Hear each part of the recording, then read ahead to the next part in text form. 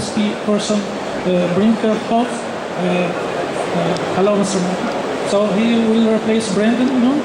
Our second panelist is Ashish Agrawal, who was our speaker this morning. Please join the floor. Our third panelist is Stephen Schnitzler from Management Consultant, Mercedes-Benz Consulting, Germany. Please join the floor. So we're gonna discuss for about between 45 and 1 hour concerning the connected mobility, the intelligent transportation system for safer road. Is it a reality? Is it a myth? Is it an oasis? Is it a mirage? Is it a hope? Is it a hype? So this is the subject of our discussion. And please, I want to make it more interactive with the audience. So I'm going to throw the kick off one question and then you can interact with the panelists. You can ask whatever question. So I want it as interactive as possible, please.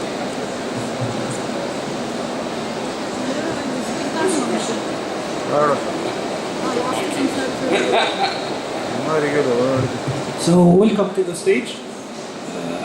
My question is as generic as yesterday. So we heard about connected mobility, connected vehicles, intelligent transportation system, a lot of dreams, a lot of future use case. So my last question to our speaker is it applied? So my question, is it a myth or reality? This connected mobility, we've seen that 80% of the cars will be connected in the future,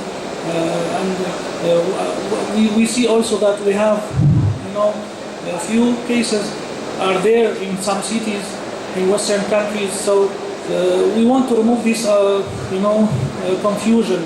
Is it a reality? Is it a myth? So this is my question, and I will let the audience ask more specific question during the discussion. So when I got your question right, it's, is connected mobility already present, or is it coming into the future, or coming only up in the future? From my point of view, it is already the present, and it was the present 5 years ago, because in the heavy commercial vehicle sector or logistics sector, telematics it's a key component for fleet management, delivery, and all this. So it was already part of our traffic. If it comes to passenger cars, I think it's a bit different. We are in the beginning stage, so probably in a kind of a kick-off stage. But yes, it is there. So connected cars and connected vehicles is reality, at least from my point of view. Yeah, hi. I'd just like to add to that. It is a reality, and it's like my early colleague has said, the fleet industry has had it for a long time. The drive has been picked up by the car manufacturers, where sensor technology has become more, smaller. It's become cleverer and it's become cheaper. One time, car manufacturers wouldn't add anything to their vehicle that could cost more than a competitor. But so they've actually picked up the challenge and see the value-added benefits. And there's a lot of drive around some numbers from the States about 35,000 deaths in 2015 and about 80% are sort of human error. So people latch onto these numbers and think that, well, okay, we take the human out, we'll save 35,000 deaths, but it's not quite that simple. And there's a question that the industry needs to ask and is asking, is how safe is safe? Because the data that is being gathered is being retained by the manufacturers, it's their IPR. So it'll take a lot of millions of kilometers of road sort of usage to actually come up to the same sort of levels of statistical sort of awareness that the current industry has. So I think there is the connected vehicle thing is a kind of a catch-24, in that you get the benefit of it when you have the penetration, and you have the penetration when people start to see the benefit. One thing that we've advised in the past is to break this cycle by mandating these kind of devices within the vehicle. So by 2019 or 2020, you'll start to see some mandate from the government. So the new vehicle will have these kind of devices mounted in the car. So the you're able to connect the cars with these devices. But I think there's a key role for the government. For the cars to be connected, the key role has to be played by a government so that they have a common platform so that the vehicles can talk to each other and talk to the infrastructure. But I think, yes, they are connected now, but it just depends on the level of connectivity. And I think it's going to grow, but the real benefits are going to come out when we have a large penetration. So do you have any question from the audience? I have a few questions, but I let the audience participate to this panel discussion. We want it as interactive as possible. Okay, I'm going to throw my next question. So when we talk about connected mobility, of course the cars, the automotive industry are doing a great job and they are ahead in such technology. I'm worried personally about the infrastructure, especially we live, everybody knows that we live in a global financial crisis everywhere on the globe, and this such smart infrastructure need a lot of investment and a huge investment, So how you're gonna manage to make the infrastructure smarter so the infrastructure can communicate with the vehicles, from where we can get this fund to build such smart infrastructure? I would say there is a certain level of professionalism if it comes to connected things, vehicles, infrastructure, but we are not cashing in on the opportunities which are already available. Yesterday I had thrown into the discussion that it's all about to change or adapt behavior. So when I have got a huge amount of data, I need to draw a conclusion. So I need a certain analytics and a certain intelligence of, for example, a transport manager, a roadside manager, to say, okay, I have seen a pattern here. What does that mean? And what can I do now? And how to guide people or how to guide myself. So if we would really, really invest more in education of all the involved stakeholders, including drivers, roadside construction workers, etc., we could move ahead. I don't know what the leverage is, maybe by 50% or even by 80% with the existing infrastructure. So I think it's not really a need to invest billions over billions, because technology itself is not making any change. It's still the human interaction which is important. So we should more focus on education, explaining, and to build up a certain intelligence in recognizing patterns. If you don't recognize a pattern, you'll have no idea what to do with it. I'll give you a brief example.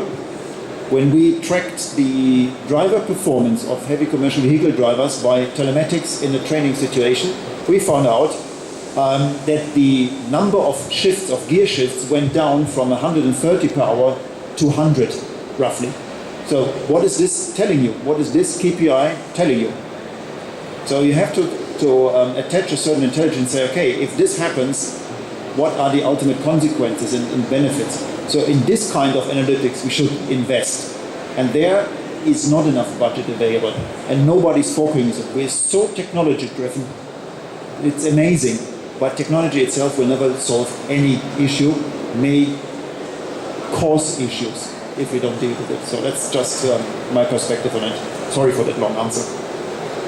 It will also depend on the functionality that's been desired. What our colleague from Siemens say, the clouds, there's too much data to put into the cloud. It depends what you want. I mean, cars are communicating internally anyway. The fact, cars from the same manufacturer sitting alongside each other with Bluetooth, they can talk to each other, they can share information. So I think it's a question of what you actually want to achieve.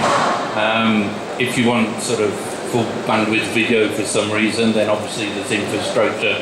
If there's charging, tolling, which happens, but if you want an open road, there's infrastructure. But in my sort of career, I find out the cost of infrastructure becomes less. What causes some issues is the ownership of that infrastructure. The technology is fairly mature in some areas, but then you get into the sort of the stakeholders and who owns it, who operates it, who wants to share it. The telecommunications providers, they gather in an enormous amount of data, and that really needs to be freed up to an extent to reduce infrastructure costs. I just want to add that, picking up on where you're saying, is there's a lot of investment that has to be made, but it doesn't have to be all by the government. I think there's a place for the private stakeholders to play here, which is to come to the table and support based on the operating model that they have. So the government, yes, they get the benefit of the new infrastructure, but it doesn't have to come all from the government. Okay, so some question from the audience.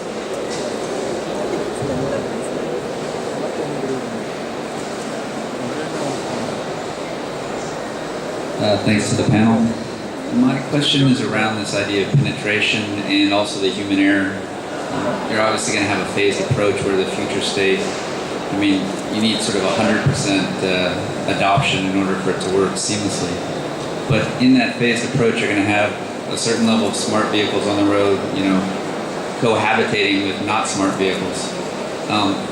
Is there a situation there where it actually becomes more dangerous to become a human error because you have the smart vehicles following a protocol, and then you have the non-smart vehicles following no protocol? I think compared to the current status quo, the way that there aren't that many smart vehicles out there, there's the systems within vehicles to make it safer, you know, the ABS, the collision avoidance, staying in your lane, etc. The fact that you're buying a car that's got that technology, you've probably paid a little bit extra for it, becomes a little bit exclusive compared with the older car with the family in that don't have that technology. So I think the sort of end user is protecting not his investments, he's looking after his own safety to a certain extent. And like you said, it's when everybody becomes connected and it's an equal playing field, everybody will be benefiting from that. But I think during the take-up, unless it's mandated or legislated, you'll get it if you pay for it. I would say I'm afraid to say yes. In the transition phase, when you have both systems in parallel, one system is fading out and the other one is fading in, it might become more risky. It's just a personal observation. When I travel to some countries in the Middle East, you thought of big cities. We say, wow, everybody's telling you it's a chaotic traffic system. The intersections are always congested. Nobody's respecting green or amber or red or whatever. They just drive. And I went to a country which is really in that kind of traffic pattern, manner, behavior.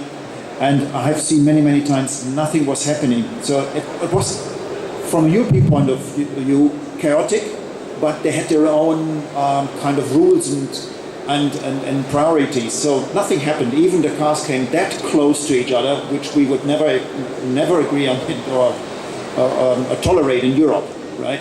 So it was kind of getting into the privacy zone. I think that the cities where you have got many different driving styles in one spot, that's then the dangerous thing, and that's this kind of transition phase we are already in, where the Europeans are driving based on European standards, other nationalities driving on their standards, and they are all in one intersection. Then you have got the chaos, and then you have got somebody starting to drive, and the other one is starting to stop, and then what's going on now? So I think yes, there will be a transition phase which is a bit tricky, but as you said rightly, when we're then all on the equal level, we have got an equal play field because we're all owning an autonomous drive or driverless car, then for sure stop. We can then take out the human error to a certain extent, but at least we play always a role because we are kind of a recipient of service. Even we call it driverless taxi. We are a recipient of service. For sure, we make mistakes. We act based on a thought which is crossing our mind, and the technology is not prepared to deal with that new behavior or unexpected behavior pattern. So it will always be a kind of a interference by humans. So you never can take out the human factor to 100%. At least my firm belief. I think, adding on to that, it's not just the vehicle to vehicle, but also the pedestrians and other vulnerable road users. So when they're crossing the road, suddenly they see a car without the driver, or the driver is not paying attention.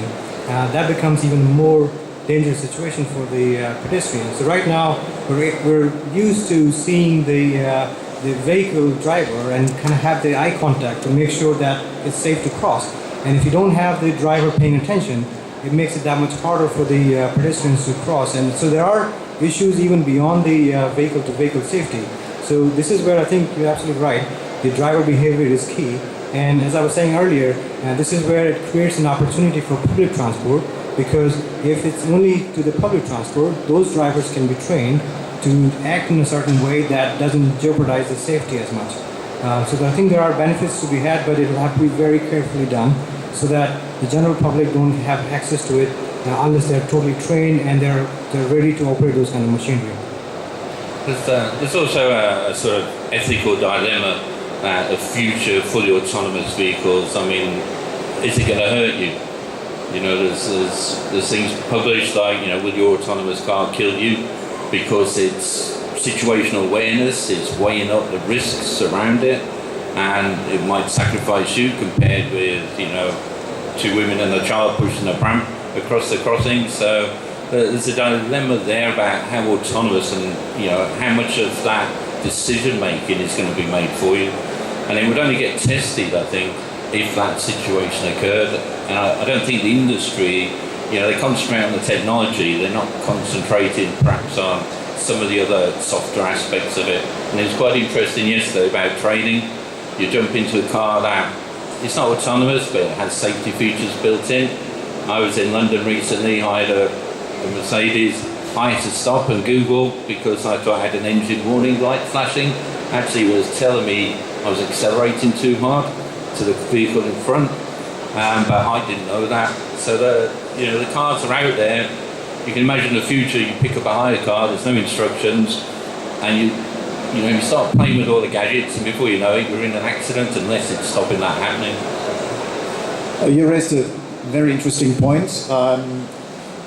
When I was in a heavy commercial vehicle department division, we were very focused on the handover of a new commercial vehicle to the driver. So you've got, let's say, 50, 60 switches on the dashboard, and then drivers get a bit scared. So either you don't use any of those, or others are starting to play with different functions, just hit a switch or a button, and then they are completely surprised what's going to happen, and they cannot deal with the situation. They're provoked by just playing around. So we were pretty much focusing on handover training in a very, very proper way. And sometimes it can take 90 minutes or even 2 hours or longer to hand over one vehicle to one driver. So now you purchase maybe 100 vehicles, so you have to train and to familiar 100 drivers with that new vehicle concept. Even if it's the same brand and it looks all the same, but the technology moved on. So the same, if you now look into passenger cars as an example, or smaller commercial vehicles, light commercial vehicles, actually here's the key, there's your car, get happy. And then you have got a car fully equipped with everything you can get on the market, right? So we're on a level 3 when it comes to autonomous cars. So what to do now? And there we have to learn. Even the Mercedes dealership network, they have really to learn, that's my firm belief, to focus more on this handover, to familiar you as a client with what does this flashing light really mean? What is the next step? Do you have to stop immediately? Do you have to call the service, etc., etc.? This is also a missing puzzle piece, and if we don't close those gaps, we cannot utilize on the technology that is already deployed or implemented in the infrastructure. So you see that the human factor plays always a role everywhere, and handover is really a key from my point of view. There's one statistics that I want to add to that, the safety equation here. So a lot of times people say, and you've heard this, that 94% of the accidents are caused by some human error. So when you have the cars without the drivers, that much safety should be improved, because now you don't have those drivers to make those errors. But I think often what's forgotten is that there are new types of error that could come out from the car. So if you imagine if you look at the way that the people drive, yes, there are a lot of accidents, but if you look at the U.S. statistics right now, there's 375 years worth of 24/7 driving before another fatal accident occurs. So that's 375 years of 24/7 driving. And this is by human. Now, yes, we're not perfect in driving, but we have really developed a system to drive very, very safely. So now imagine a piece of computer or a mobile phone like we have. Can it go even a year without crashing at all on you? So now you've got this much time, and if it crashes when you're driving, then you have to have an answer from the machine, and if it doesn't give you the answer, that's going to mean a crash. So what that really means is that you have to train and make sure that the software that it is there doesn't have any bugs, that it can run for years and years without any crash or any sort of bug at all. And to get these systems to train at that level, it's going to require a lot more testing and a lot more development before we can see them on the street. And if we do that, if we bring them on the street without all those testing, then what this would mean is that you're going to have all this kind of failure on the street. Even if it's very, very small percentage, that could aggregate very, very quickly because you have so many cars, so many people driving on the street. So I think there are these new safety issues that could come up from having these autonomous cars and connected cars on the street that is just not seen right now. Great. Any more questions?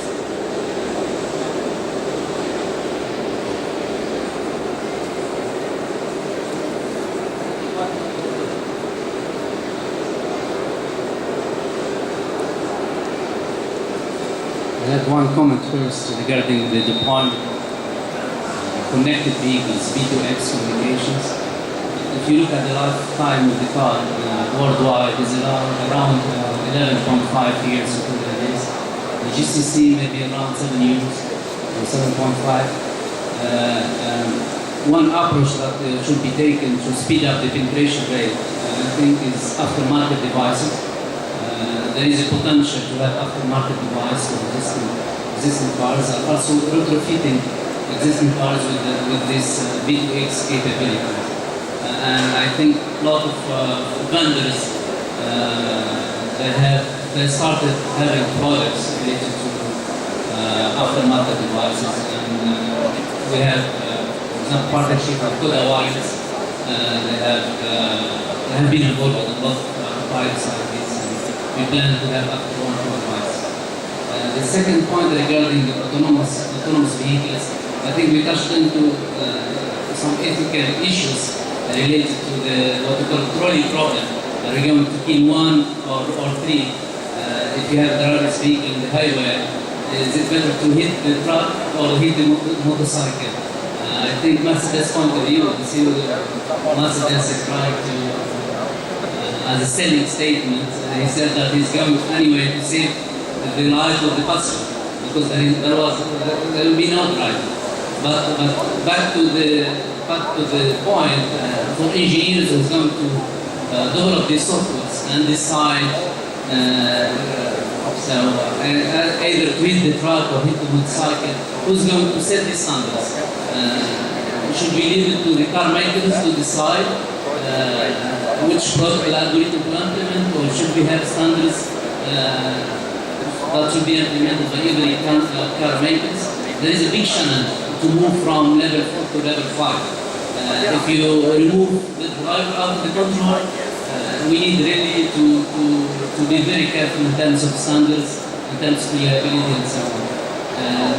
The second point regarding jobs. Are we going to create more jobs, or are we going to have less jobs? How we can get, what will be the impact on the economic development? I think it's good for the audience to hear your point of view regarding this point. So whom are you addressing with that question? I think all of you. Okay. I have one. Go ahead. I have one comment about the first point that you made, which is the aftermarket or any type of these devices mandating them to be in the vehicle. I think the experience that especially the US market has seen is that even when the benefits are very, very obvious, for example, the seat belt or the automated cars or the all these safety devices in the car, historically they've seen that the traction that these kind of devices, even when the benefits are very, very obvious, take really long time. So for example, the seat belt took about 35 years for the cars after it got mandated for them to really have the 100% penetration. The similar stories is with a lot of these equipment that are very, very safety related things, but still before it can have the 100% penetration, it takes a long time. So I suspect even with the communication and the connected car devices that we want them to be in the car so that it can talk to the car coming next to it or the cloud or anything, it's going to take a really long time before it can be, it can have that kind of penetration. One comment regarding that. If you compare this to GPS devices, there is a main difference, which is you don't need a data plan, you don't need SIM card. It's one-time payment. Yeah. Right? You need to install a device and you integrate it with a dashboard or you have additional speed. And the other thing, you need regulation and policies. You can start by commercial vehicles, you can start by school buses, public transportation, and so on, and then shift to the Sure. customer. So there are strategies to make this happen quicker, but the point is that by the time you start to see the penetration, which is when you're going to see more and more benefits, there is a big process. I think on the ethical dilemma point, it's quite interesting because currently as drivers we make those decisions, and when I was taught to drive a long time ago it was if an animal runs out, don't swerve, run it over. But I think I've swerved every time instinctively, and I can't stop that. So I think legislation isn't going to help, but there needs some means of control. Whether it's a regulator or an auditor, that actually where these sort of decision-making processes have been built in, no matter what technology is being used to derive that, I think there should be some sort of control. And it's like a telephone company having its regulator to look at it, and it's quite interesting. The recent report on the Tesla fatality in 2015, technology was fine, but at the same time it was probably working to its limits or its design limits. I'm sure Tesla would learn from that and actually improve that, so that the industry is going through a learning curve, and it will get there eventually, but how long it will take, I can't answer that. It's a good question about the jobs though, because there will be a shift.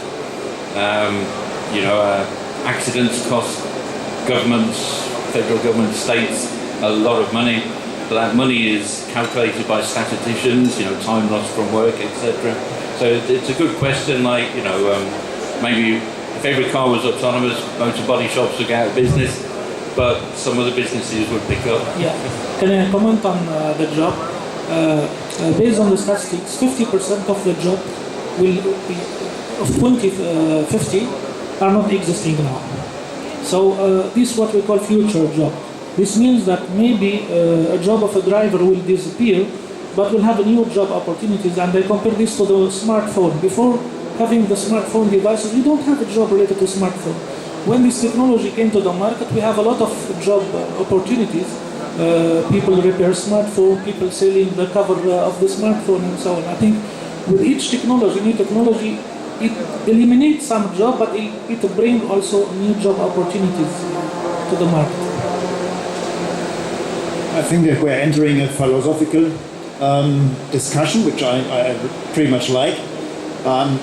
When I look into our German history, we had a lot of shifts in technology. So when I was a kid, we had this strong coal economy and based on steel in a certain area in Germany, and out of a sudden there was a shift to new technologies like computing, etc. And all those coal mine workers went unemployed.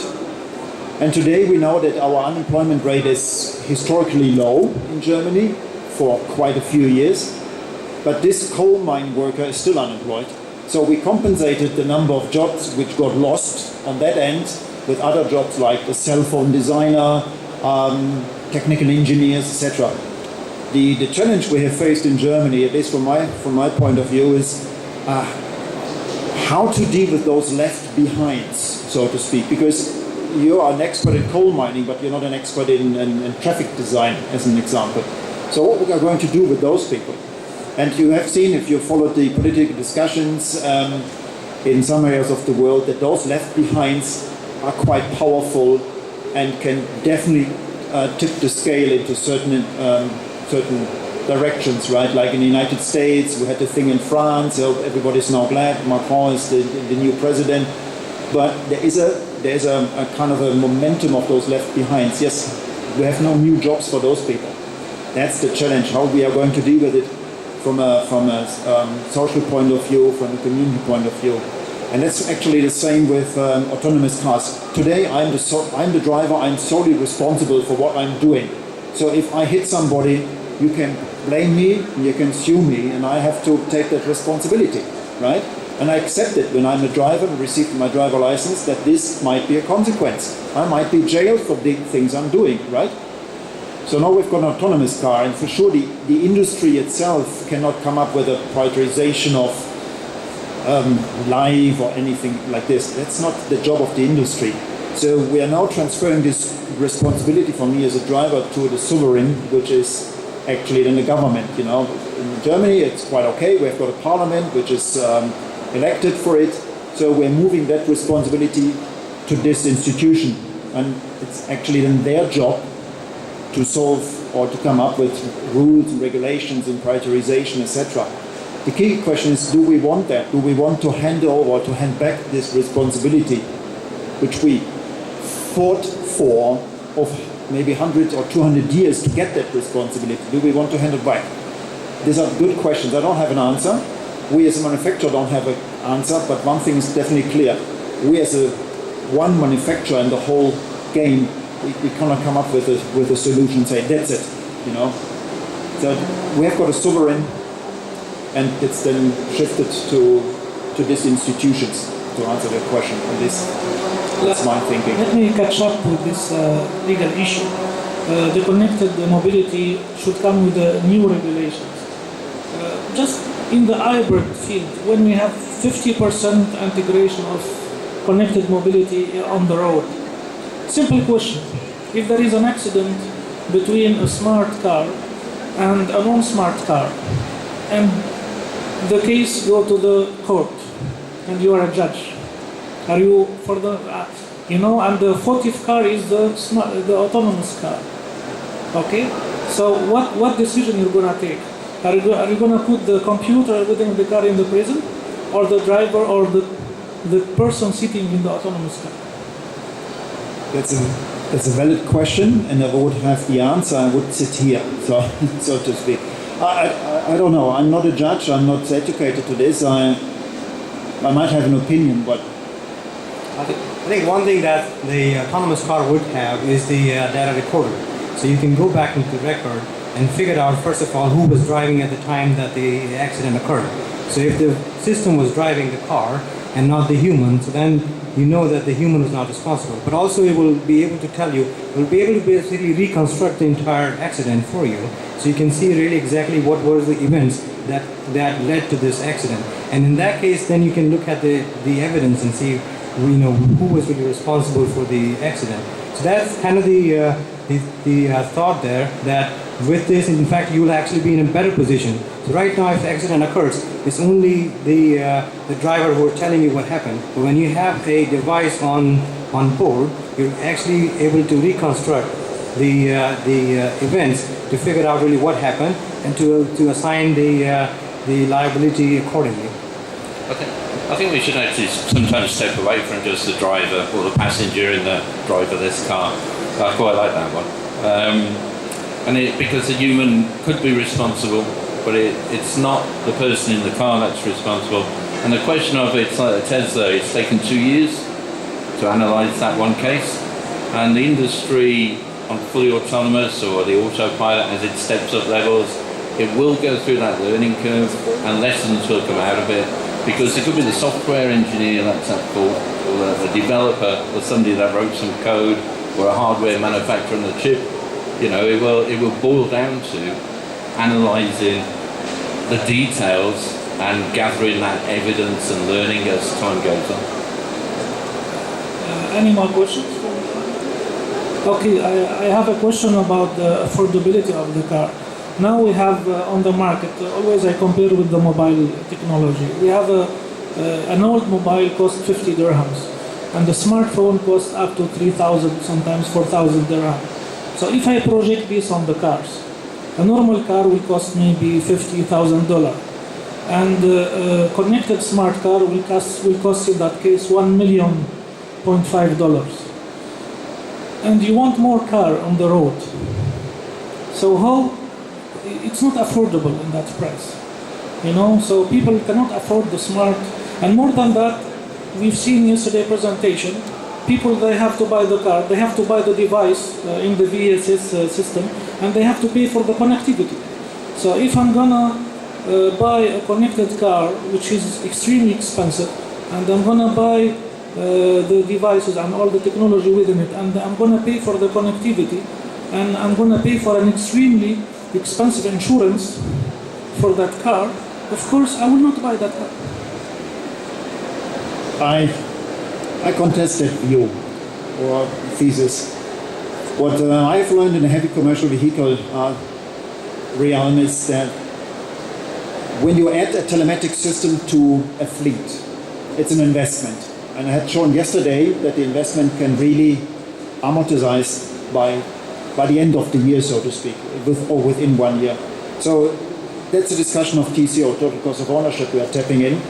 And for sure you have to prove that if you invest into those solutions that there is a benefit, otherwise it doesn't make sense.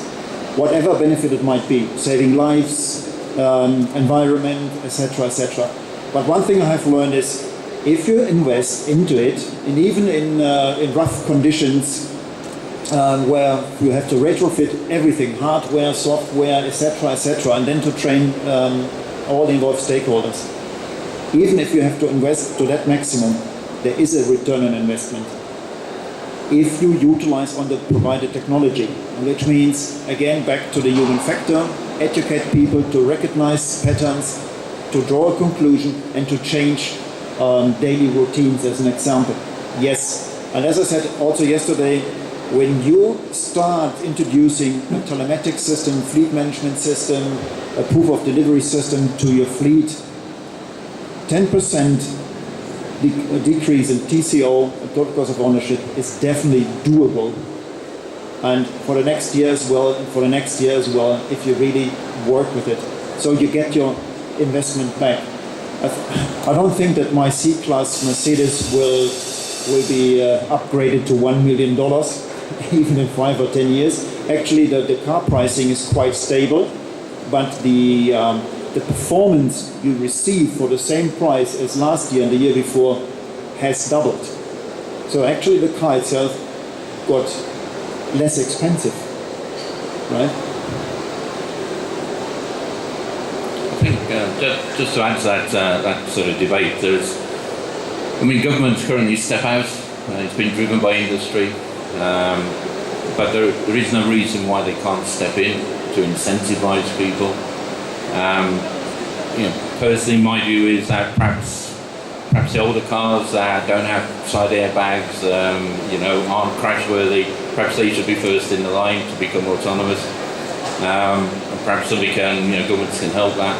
But it's also the costs. The delay cost, the statistics actually show. And as a driver, we don't actually count that because it's not in our salary. But the government and the country you live in, it can be harmed by that. So your quality of life and GDP can all change. So I think governments can actually do more. But currently they're actually watching the industry, and there is some regulation coming in, and there are some mandates to add. In the States 10 years ago, they mandated sort of. Collision protection for rear end shunts. So I think they can do a little bit more, but it will cost money. But you have to offset that with the benefit to the economy.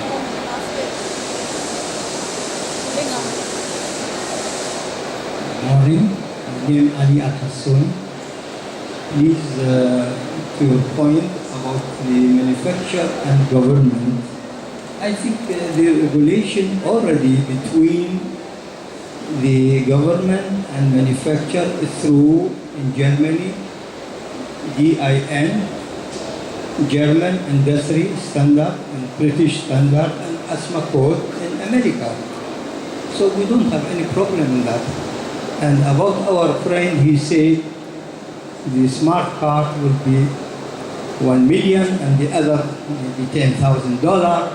No, we have to think globally how to develop since long life car with one standard regulation and technology that we can take the Lego pieces out and to fix other one in every country, in every place, so that we cannot get cash and carry car, use only 1 year, 2 years and finish.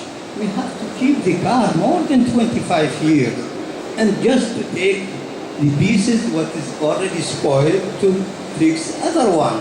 But American car have different standard, German different, even in Germany they don't accept any Russian or other cars to go in the market before to have to make modification as DIN, right? DIN for North. That is the point. The point, until now, we didn't develop any future car. The manufacturer interested to sell more and to get more income.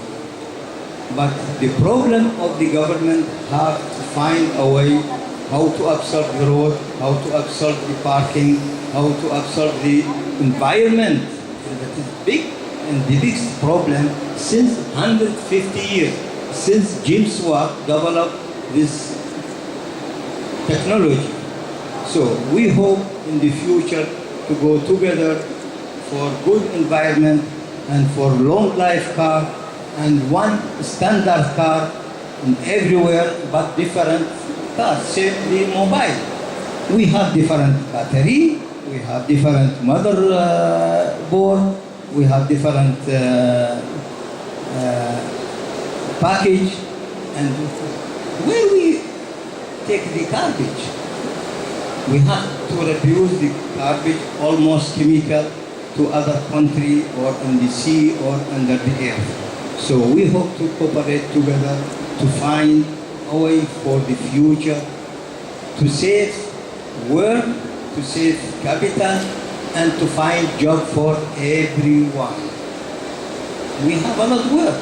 I remember some story in Germany, 1933 until 1936.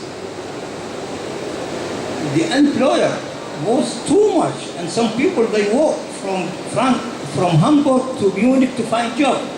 Within 3 years, 7 million people got job, and within 10 years, Germany the high technology better than today.